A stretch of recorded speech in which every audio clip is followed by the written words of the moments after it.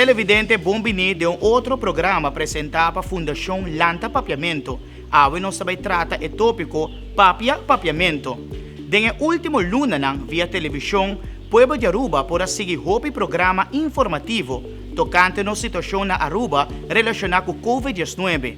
Essa é uma boa maneira para guiar e informar o pueblo. Lo que sim por reparar, Taco explica algo na papiamento para diferente apresentador, não está fácil. Tatende hopi palavra holandês e inglês, me meio de explicação na papiamento.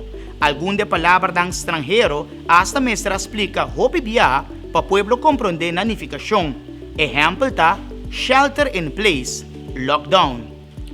Aqui está segunda lista de palavras que regularmente tabisa na outro idioma, e sei não é necessário.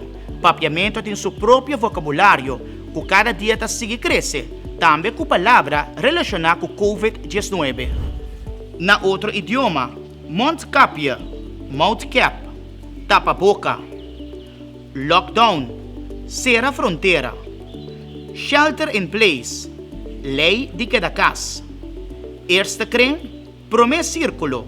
Tweede kring, de dois círculos. Eerste golf, primeira ola.